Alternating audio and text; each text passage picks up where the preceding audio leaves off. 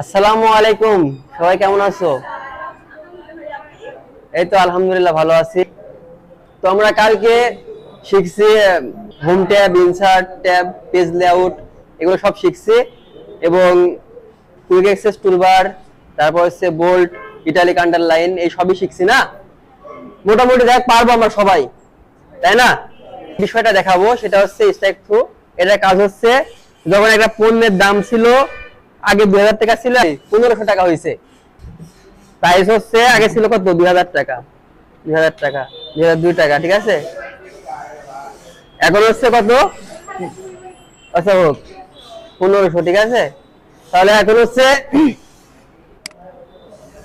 আমি যদি যেটা বাদ দিব, ঠিক আছে, এক কথায় যেটা এখানে বাদ দিব সেটা মার্ক করব, ঠিক আছে? বুঝতে পারছো ভাই?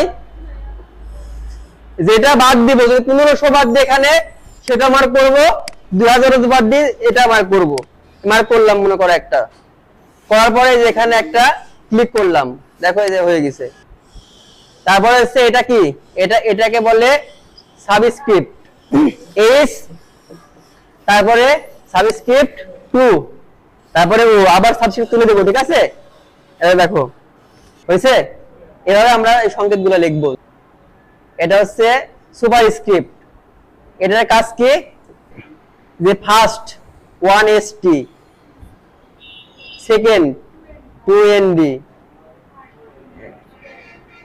এটা 2, তারপর হচ্ছে এটা দিলাম nd, এরকম থাকে না? এরকমই থাকে।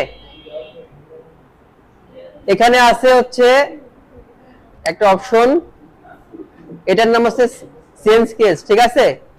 এটার কাজ হচ্ছে সেন্টেন্স যদি করো, প্রথম অক্ষরটা বড় হাতের হবে, তারপরে সব ছোট হাতের হবে।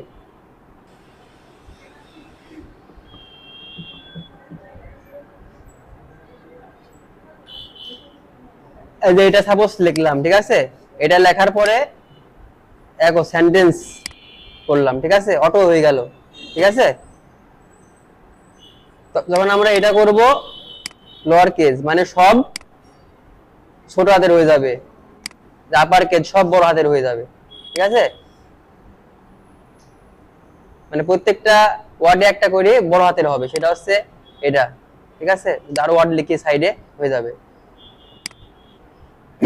তো ফন্ট তো আমরা ফন্ট সম্পর্কে কালকে জেনেছি, তাই না? ফন্ট ছোট বড় এগুলো তো করতে পারবোই। তাহলে এখন আমরা কি দেখব, এখন হচ্ছে একটা টেক্সট আমরা কিভাবে কালার করব। এটার মাধ্যমে এ লেখা আছে না, যেখানে এ লেখা আছে, এখানে যদি আসি, এসে যদি একটা লেখাকে প্রথমে যদি মার্ক করি, মার্ক করার পরে এ আছে, এর এখানে আসিয়ে যদি আমরা একটা ক্লিক করি, তাহলে ডিফল্ট একটা কালার হয়ে যাবে। আর যদি আমরা মনে করি যে এটা কাস্টমাইজ কালার করব, তাহলে প্রসেসে আবার মার্ক করব। মার্ক করে যে এখানে একটা অপশন আছে, দেখো ত্রিভুজের মতো, ঠিক আছে? দেখছো? এখানে ক্লিক করে তোমার ডিফল্ট যে কোনো কালার যেটা তুমি চুজ করবা সেটা দিবা। এটা দিলে এটা হবে, এটা দিলে এটা হবে, ঠিক আছে? যে কালার তোমাদের পছন্দ সেটা দিবে। টেক্সট হাইলাইট কালার হচ্ছে আমাদের ফন্ট গ্রুপের একটা টুলস।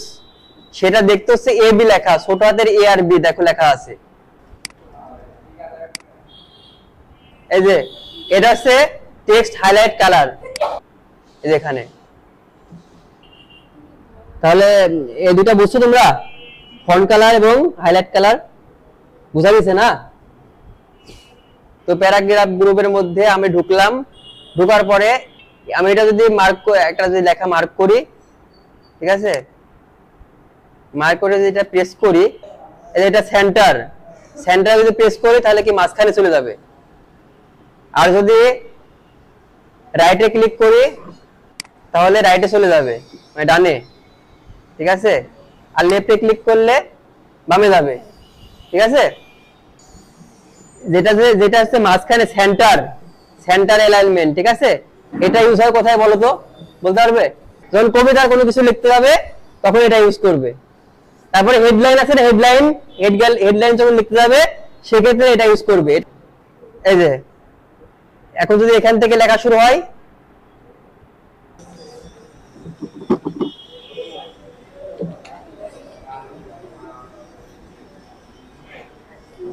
ঠিক আছে?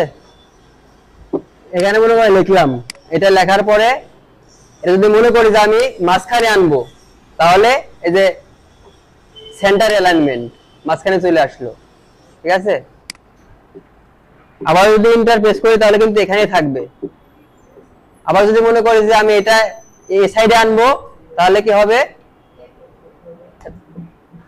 লেফট অ্যালাইনমেন্ট, ঠিক আছে।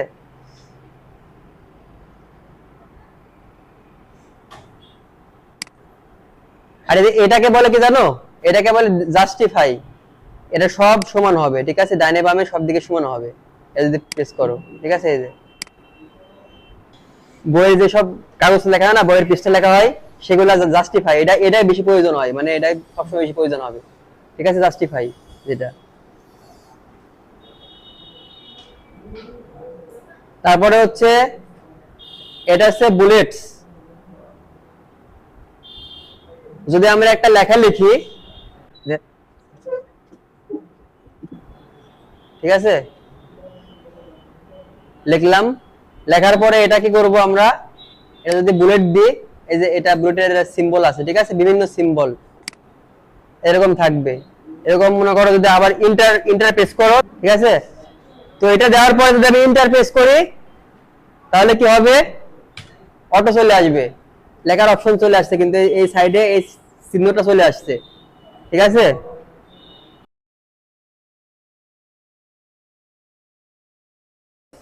তাহলে হচ্ছে কি হলো, অটোমেটিক চলে আসছে।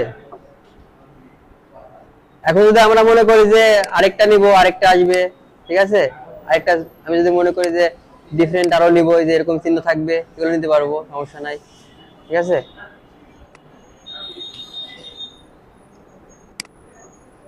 তারপরে নাম্বারিং, নাম্বার হবে, ঠিক আছে, আমি যদি মনে করি নাম্বারিং নিব, তাহলে নাম্বার হবে।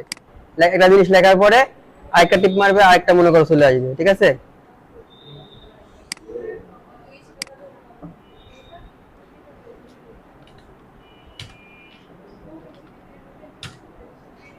ঠিক আছে, এই যে এরকম ভাবে পর্যায়ক্রমে চলে আসবে। এটা হচ্ছে লাইনিং স্পেস, ঠিক আছে, মানে লাইনটার মানে একটা সেন্টেন্সের দূরত্ব কত হবে এটা কমানো, স্পেসিংটা বাড়াবে এবং কমাবে। সাধারণত 1.5 এটা স্ট্যান্ডার্ড চলে, ঠিক আছে। তারপর তুমি যদি মনে করো যে 1.0 করবে, 1.15 করবে, 2.0 করবে, একটা জিনিস লিখছি, সাপোজ এটা আমি এটা মার্ক করলাম, ঠিক আছে, মার্ক করে লাইনিং স্পেসে গেলাম, এখানে গিয়ে 1.0 এটা যদি ক্লিক করি তাহলে দেখো ছোট হয়ে যাবে, মানে ভিড়ে যাচ্ছে মনে হচ্ছে, ঠিক আছে। আমি যদি মনে করি যে একটু আরেকটু স্পেস করব, দূরত্বটা বাড়াবো, তাহলে এটা করবে। আবার যদি মনে করি আরেকটু বাড়াবো, এবার মনে করো বাড়াতে পারবে, ঠিক আছে। আর তারপরে যেটা আসছে, এটা হচ্ছে শেডিং কালার। এটা নিচ দিয়ে মনে করো শুধু লেখা না, মানে সম্পূর্ণ এরিয়া জুড়ে একটা কালার হয়ে যাবে, এটাকে বলে শেডিং কালার, ঠিক আছে। যদি এই কালারটা দিতে চাও তাহলে এইভাবে দিবে। এই যে অপশনটা হচ্ছে এই যে এটা, এই যে এটা কি মগ না জাগ, এটার মতো লাগছে, ঠিক আছে, এটা কি বলে, মগের মতো মনে হয়তো বা, ঠিক আছে। দেখো এটা শেডিং কালার মধ্যে রাখবা, ঠিক আছে। আর এটা হচ্ছে বর্ডার, ঠিক আছে, বর্ডার দিতে পারবে এখান থেকে, মনে করো যদি অল বর্ডার করো তাহলে সম্পূর্ণ বর্ডার হয়ে যাবে। এই যে আমি যদি এই লেখাটা মার্ক করি, মার্ক করে যদি এটা হচ্ছে অল বর্ডার করি, অল বর্ডার, ঠিক আছে, তাহলে চারিদিক দিয়ে বর্ডার হয়ে যাবে। তো টেবিলটা আজকে আমরা শিখলাম হোমে রেগুলার। বলো কোথায় কি বুঝতে পারো, নির্ভয় বলো, সমস্যা নাই। এই বক্সটা কিভাবে বানালাম,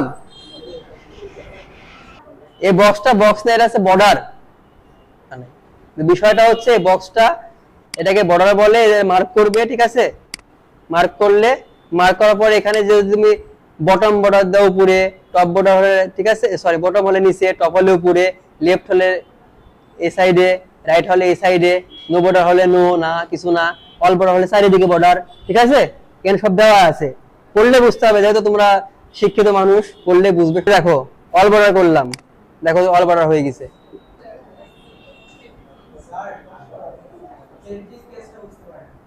চেঞ্জিং কেস, এটা হচ্ছে মনে করো যে সেন্টেন্স কেস আছে, ঠিক আছে। যদি কোনো সেন্টেন্স লেখো, লেখার পর মার্ক করো, কোন সেন্টেন্স কেস লেখো, তাহলে যে প্রথম অক্ষরটা যেটা আছে ওটা বড় হাতের হবে, আর বাদ বাকি সব ছোট হাতের হবে, ঠিক আছে। যদি লোয়ার কেস করো তাহলে মনে করো সব ছোট হাতের হবে। যদি আপার কেস করো তাহলে সব বড় হাতের হবে। ক্যাপিটালাইজ ইস ওয়ার্ড, প্রত্যেকটা ওয়ার্ডের প্রথম কাটটা ওটা বড় হাতের হবে।